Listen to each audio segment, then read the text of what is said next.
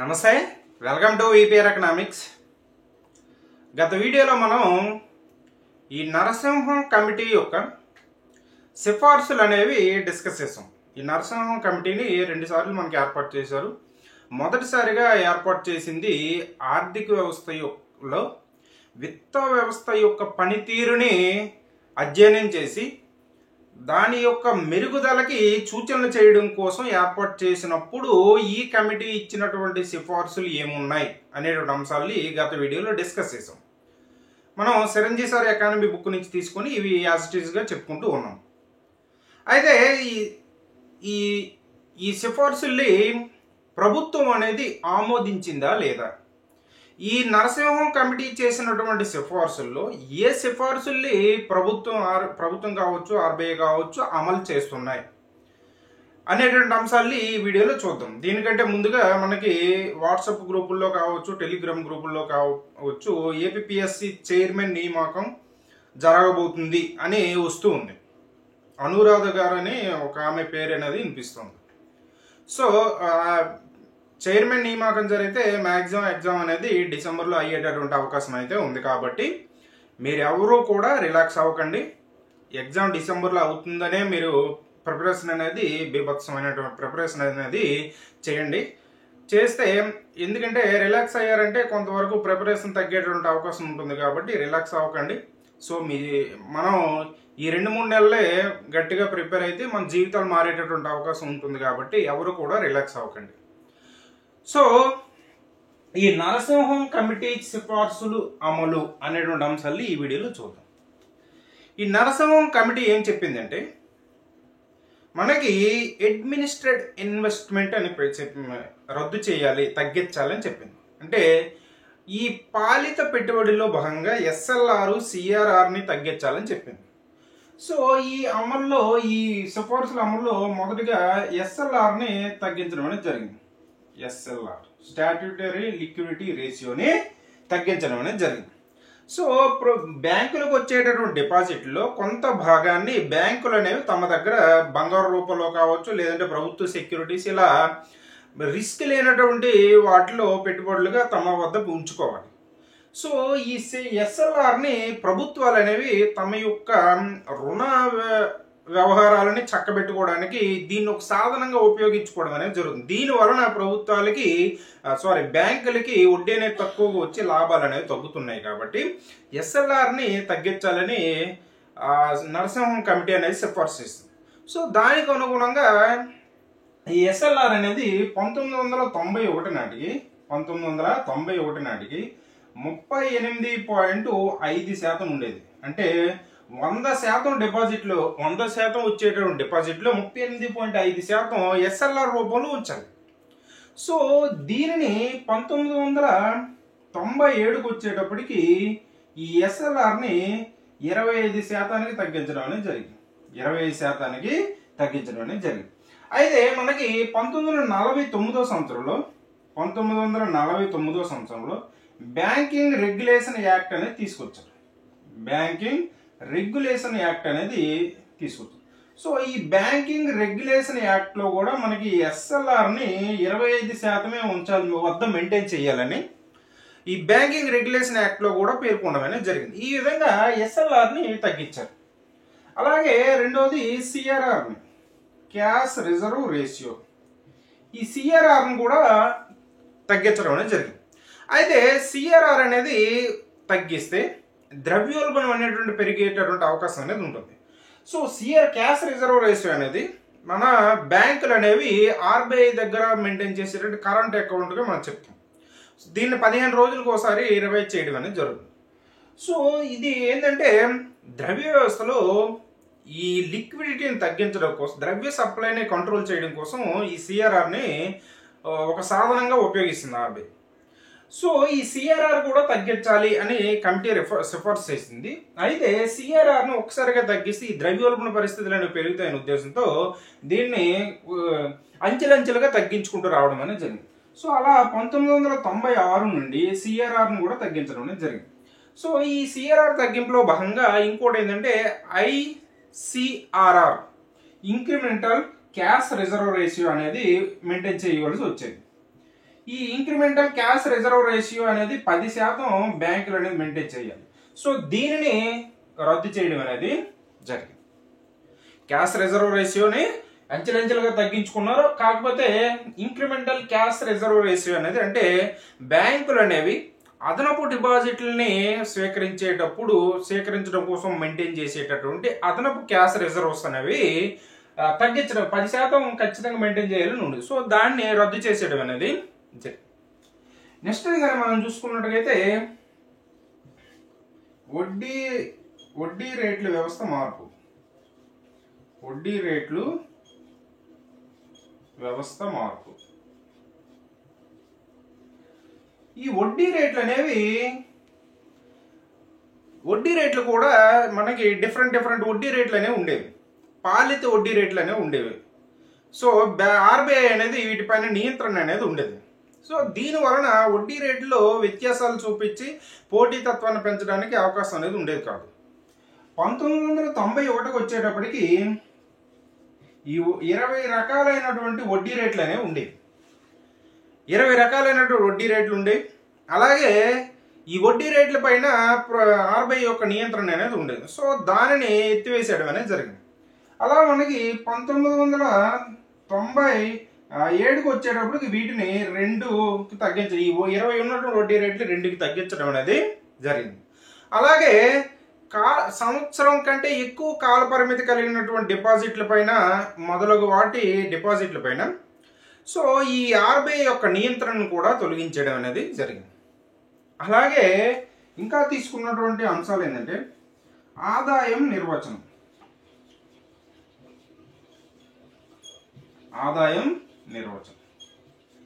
బ్యాంకులు అనేవి ఏం చేసేవంటే తమ యొక్క ఆదాయాన్ని అంటే బ్యాంకులు ఇచ్చేటటువంటి అప్పుని బ్యాంకుల ఆదాయం చూపిస్తాయి.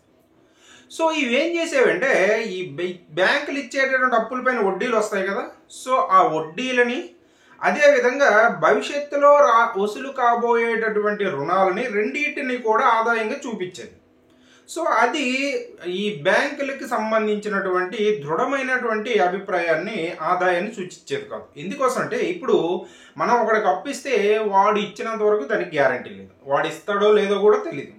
సో దాన్ని మన ఆదాయంగా చూపించుకుంటే అది మనకే లాస్. అలా ఈ బ్యాంకులు అనేవి ఏం చేశాయంటే అవి ఇచ్చేటువంటి రుణాలపైన వచ్చేటటువంటి వడ్డీతో పాటుగా భవిష్యత్తులో రాబోయేటటువంటి తిరిగి వసూలు కాబోయేటటువంటి రుణాలని వాటిపైన వచ్చేటువంటి వడ్డీలు కూడా ఆదాయంగా చూపించేది. సో అది నిజమైన వాస్తవ పరిస్థితిని ప్రతిబింబించేవి కాదు. కాబట్టి దాంట్లో మార్పు తీసుకొచ్చి ప్రస్తుతానికి ఎంత వడ్డీ అసలు వసూలు అవుతుందో అంటే ఇచ్చినటువంటి రుణాలపైన వచ్చేటటువంటి వడ్డీ, ప్రస్తుతం వచ్చేటటువంటి వడ్డీ, అలాగే వసూలయ్యేటటువంటి అసలు, వీటిని మాత్రమే ఆదాయంగా చూపించాలి. అలా ఈ ఆదాయ నిర్వచనంలో మార్పులు తీసుకురావడం అనేది జరిగింది. అలాగే ఆస్తుల వర్గీకరణ.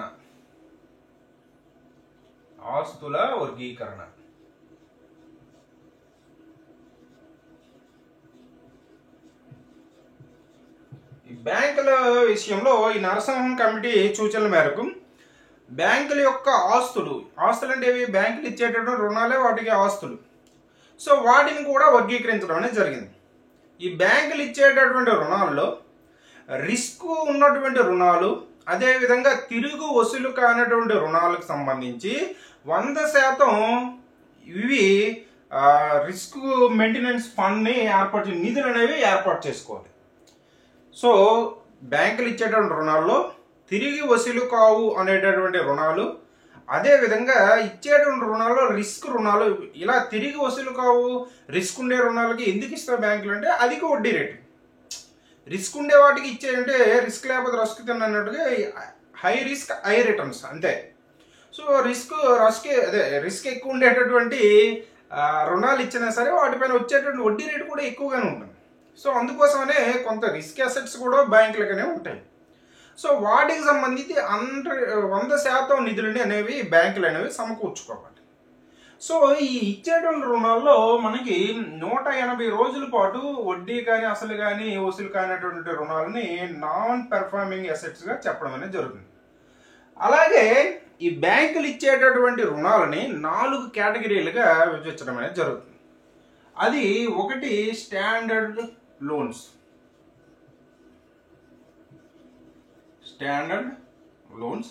రెండవది సబ్ స్టాండర్డ్,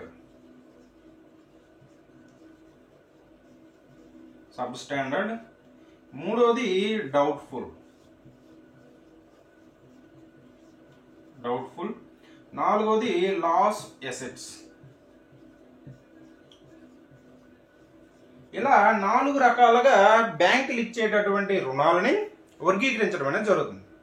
అయితే ఇక్కడ బ్యాంకులు ఇచ్చేటటువంటి రుణాల్లో వసూలు కానిటువంటి రుణాలు, రిస్క్ ఉండేటటువంటి రుణాలకి సరిపడగా 100% నిధులు బ్యాంకులు సమకూర్చుకోవాలని చెప్పాం. సో ఈ డౌట్ఫుల్ రుణాలకు సంబంధించి బ్యాంకులు అనేవి 20% నుంచి 50% నిధులు అనేవి సమకూర్చుకోవాలి.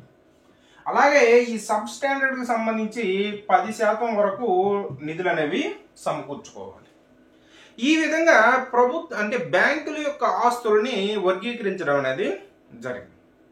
అలాగే బ్యాంకుల యొక్క ఆస్తుల నిర్వహణ, బ్యాంకులు పెట్టేటటువంటి పెట్టుబడుల్ని ప్రతి 3 నెలలకు ఒకసారి రివ్యూ అనేది చేసుకొని వాటి యొక్క నిర్వహణ అనేది చెయ్యాలి. అలాగే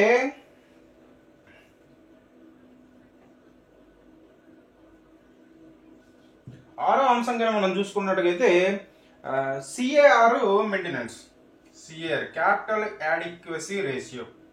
అంటే బ్యాంకులు ఇచ్చేటువంటి మొత్తం రుణాల్లో రిస్క్ వెయిటెడ్ రుణాలు అనేవి ఎంత ఉన్నాయి అనేటటువంటి అంశాన్ని, ఈ రెండింటికి మధ్య ఉన్నటువంటి నిష్పత్తిని క్యాపిటల్ యాడిక్వసీ రేషియోగా మనం చెప్పడం అనేది జరుగుతుంది.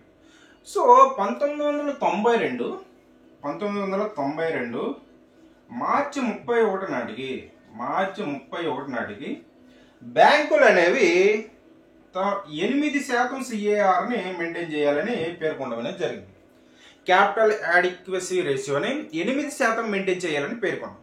సో దీన్ని 1997కి వచ్చేటప్పటికి ప్రభుత్వ రంగ బ్యాంకులన్నిటికీ కూడా వీటిని రీచ్ అవ్వడం అనేది జరిగింది.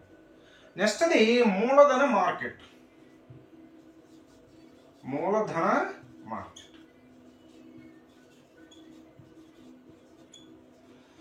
బ్యాంకులు కూడా పబ్లిక్ ఇష్యూ ద్వారా మూలధనాన్ని స్వీకరించడానికి పర్మిషన్ ఇవ్వడం అనేది జరిగింది. సో ఇలా ఈ విధంగా మూలధనాన్ని సమకూర్చుకోవడానికి బ్యాంకులకు అవకాశం కల్పించాయి.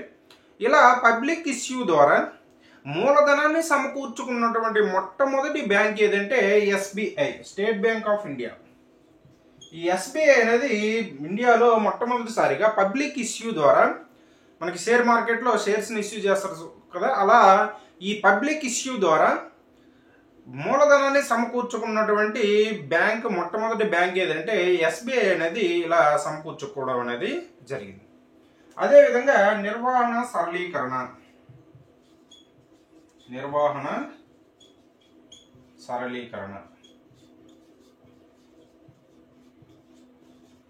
ఈ నిర్వహణ సరళీకరణలో భాగంగా ఏంటంటే బ్యాంకులు అనేవి తమ యొక్క బ్రాంచుల్ని ఏర్పాటు చేస్తాయి కదా. సో అలా బ్రాంచుల్ని ఏర్పాటు చేసుకునేటటువంటి స్వేచ్ఛ అనేది వాటికి ఇచ్చాయి. సో దానివల్ల ఏమవుతుంది, నష్టాలు వచ్చే ప్రాంతాల్లో బ్రాంచులు అనేవి ఏర్పాటు చేయి, లాభాలు వచ్చే ప్రాంతాల్లో ఏర్పాటు చేస్తాయి. కానీ ఇక్కడ ఒక నిబంధన అనేది పెట్టారు, గ్రామీణ ప్రాంతాల్లో తప్ప మనకి సిఆర్ క్యాపిటల్ యాడిక్వసీ రేషియోని మెయింటైన్ చేస్తూ, భద్రతా నియమాలను పాటిస్తూ, గ్రామీణ ప్రాంతాల్లో తప్ప మిగతా ప్రాంతాల్లో నష్టాలు వచ్చేటటువంటి చోట బ్రాంచులని రద్దు చేసుకునేటటువంటి వెసులుబాటు అనేది బ్యాంకులకి ఇవ్వడం అనేది జరిగింది. సో ఇలా నిర్వహణ సరళీకరణ కూడా ఈ బ్యాంకులకి ఇవ్వడం అనేది జరిగింది. అలాగే ప్రైవేట్ రంగ బ్యాంకులు ఏర్పాటు. ప్రైవేటు రంగ బ్యాంకులు ఏర్పాటు.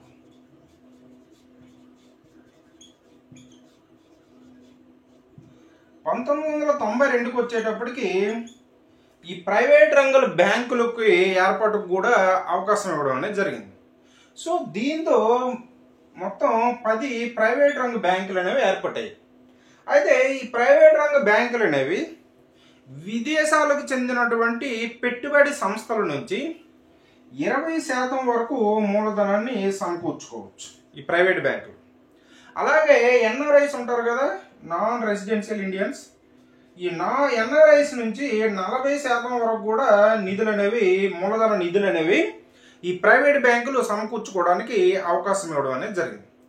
అలా 1993 నుండి ప్రైవేట్ రంగ బ్యాంకుల ఏర్పాటు అనేది మన భారతదేశంలో మొదలవడం అనేది జరిగింది. ఇప్పటి వరకు చెప్పినటువంటి అంశాలు ఒకసారి చూసుకున్నట్టయితే మనకి నరసింహన్ కమిటీ సిఫార్సుల అమల్లో భాగంగా ఎస్ఎల్ఆర్ని తగ్గించడం అనేది జరిగింది. 1991కి వచ్చేటప్పుడు 38.5% ఉన్నటువంటి ఎస్ఎల్ఆర్ని 1997కి వచ్చేటప్పుడు 20% తగ్గించడం అనేది జరిగింది. మనకి 1949లో చేసినటువంటి బ్యాంకింగ్ రెగ్యులేషన్ యాక్ట్ కూడా ఈ ఎస్ఎల్ఆర్ని 25% ఉంచాలని సూచించింది. అలాగే సిఆర్ఆర్ని కూడా 1996కి వచ్చే నుంచి సిఆర్ఆర్ని క్రమంగా తగ్గిస్తూ రావడం అనేది జరిగింది. మొదటిగా ఐసిఆర్ఆర్ని 10% ఉన్నటువంటి ఐసిఆర్ఆర్ని రద్దు చేసేసి, అలాగే వడ్డీ రేట్ల వ్యవస్థలో కూడా మార్పులు తీసుకొచ్చింది. వడ్డీ రేట్ల వ్యవస్థ కూడా ఈ ఆర్బీఐ నియంత్రణ అనేది తొలగించేయడం అనేది జరిగింది. అప్పట్లో 20 రకాలైన వడ్డీ రేట్లు ఉన్నదాన్ని 2 రకాలు తీసుకొచ్చారు. మనకి ఈ ఆదాయ నిర్వచనాన్ని కూడా మార్చారు. వచ్చినటువంటి వడ్డీతో పాటు రాబోయేటటువంటి వాటిని కూడా ఆదాయంగా బ్యాంకులను చూపించారు. అది వాస్తవ పరిస్థితులు ప్రతిబింబించట్లేదు అనే ఉద్దేశంతో ప్రస్తుతం వసూలైనటువంటి వడ్డీలు మాత్రమే ఆదాయంగా బ్యాంకులు చూపించేటువంటి విధానాన్ని తీసుకొచ్చాయి. అలాగే బ్యాంకు యొక్క ఆస్తులని 4 రకాలుగా వర్గీకరించడం అనేది జరిగింది. స్టాండర్డ్ అని, సబ్ స్టాండర్డ్ అని, డౌట్ఫుల్ అని, లాస్ అసెట్స్ అని, ఇలా 4 రకాలుగా ఈ ఆస్తుల వర్గీకరణ చేయడం. అలాగే క్యాపిటల్ యాడిక్వసీ రేషియోని కూడా మెయింటైన్ చేయాలని సూచించింది నరసింహన్ కమిటీ. దాన్ని కూడా అమలు చేయడం అనేది జరిగింది. 1992 మార్చి 31కి వచ్చేటప్పటికి బ్యాంకులన్నీ కూడా 8% సిఆర్ని మెయింటైన్ చేయాలని టార్గెట్ పెట్టడం అనేది జరిగింది. సో 1997కి వచ్చేటప్పటికి ఈ సిఆర్ని ప్రభుత్వ రంగ బ్యాంకులన్నిటి కూడా రీచ్ అయిపోయింది. అలాగే మూలధన మార్కెట్, మనకి పబ్లిక్ ఇష్యూ ద్వారా మార్కెట్లోకి పబ్లిక్ షేర్స్ని ఇష్యూ చేయడం ద్వారా మూలధనాన్ని సమకూర్చుకోవడానికి బ్యాంకులకు అవకాశం ఇచ్చారు. ఈ విధంగా పబ్లిక్ ఇష్యూ ద్వారా మూలధనాన్ని స్వీకరించిన మొట్టమొదటి బ్యాంక్ ఏదంటే ఎస్బీఐ. నిర్వహణ సరళీకరణ అంటే నష్టాలు వచ్చేటటువంటి బ్రాంచుల్ని మూసివేయడానికి బ్యాంకులకి అవకాశం కల్పించారు. అలాగే ప్రైవేట్ రంగ బ్యాంకుల ఏర్పాటు 1992కి వచ్చేటప్పటికి 10 ప్రైవేట్ రంగ బ్యాంకులను ఏర్పాటు చేశారు. అంటే 1992లో ప్రైవేట్ బ్యాంకులను ఏర్పాటు చేయడానికి అవకాశం ఇచ్చారు. దాంతో 10 బ్యాంకులు అనేవి ఏర్పాటు చేశారు. భారతదేశంలో మొదటగా 1993 నుంచి ప్రైవేట్ బ్యాంకులు ఏర్పాటైంది. ఈ ప్రైవేట్ బ్యాంకుల్లో ఇతర దేశాలకు చెందినటువంటి పెట్టుబడి సంస్థలు అనేవి 20% వరకు మూలధన నిధులు సమకూర్చవచ్చు. ఎన్ఆర్ఐస్ ఏమో 40% మూలధన నిధులు సమకూర్చడానికి అవకాశం ఇవ్వడం అనేది జరిగింది.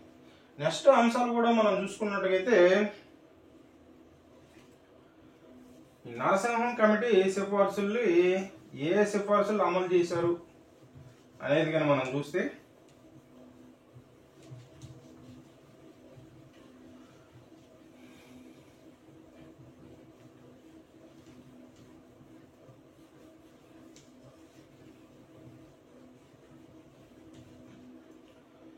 రుణాల ట్రిబ్యునల్ అంటే బ్యాంకులు ఇచ్చినటువంటి రుణాలని తిరిగి వసూలు చేసుకోవడానికి ఒక ట్రిబ్యునల్స్ని కూడా ఏర్పాటు చేశారు.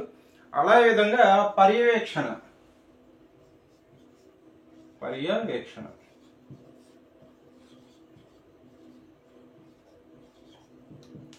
ఈ బ్యాంకింగ్ వ్యవస్థని బ్యాంకులని స్ట్రిక్ట్గా పర్యవేక్షణ చేయడం కోసం ఒక పర్యవేక్షణ బాడీని 1994కు వచ్చేటప్పటికి ఏర్పాటు చేయడం అనేది జరిగింది. అదేవిధంగా పద్మనాభన్ కమిటీ కూడా బ్యాంకింగ్ వ్యవస్థ పైన పర్యవేక్షణ ఉండడానికి నియంత్రించడానికి ఒక దృఢమైనటువంటి వ్యవస్థ కావాలని పద్మనాభన్ కమిటీ కూడా సూచించడం అనేది జరిగింది. ఈ పద్మనాభన్ కమిటీ కూడా ఈ సూచించడం అనేది జరిగింది. అదేవిధంగా నెక్స్ట్ మేము చూసుకున్నట్టుగైతే స్థానిక ప్రాంతీయ బ్యాంకులు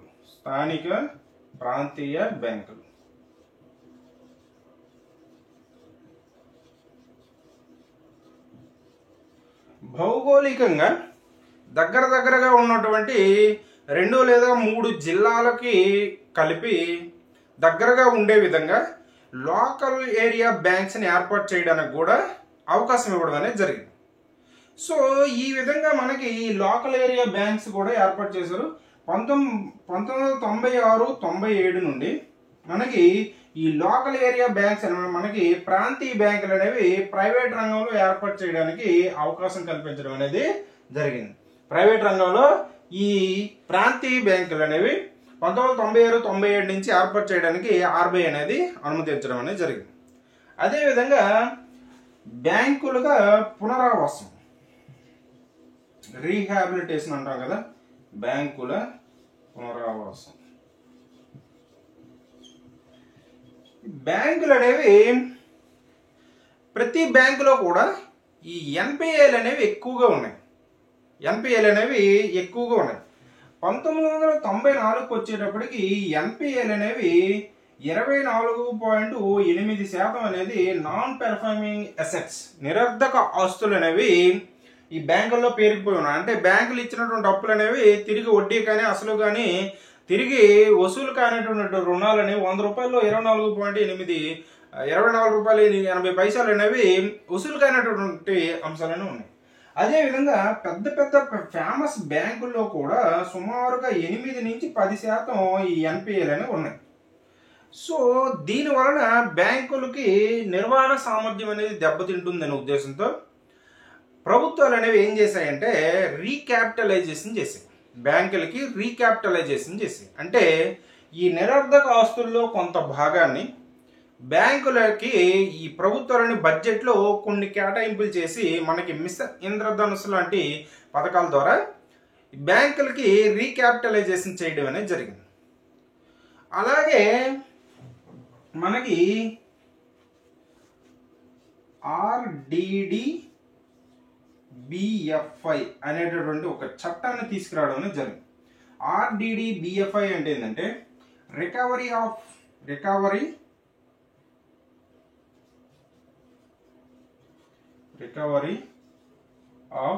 డెప్ట్స్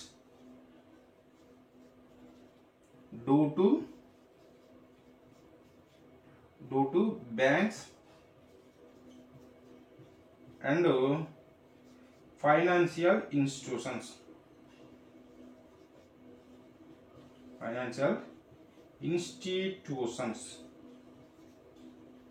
ఈ యాక్ట్ని 1993లో తీసుకొచ్చి దీని ద్వారా మనకి డిఆర్టీని ఏర్పాటు చేశారు. అంటే డెప్ట్ రికవరీ ట్రిబ్యునల్స్ని ఏర్పాటు చేయడం అనేది జరిగింది.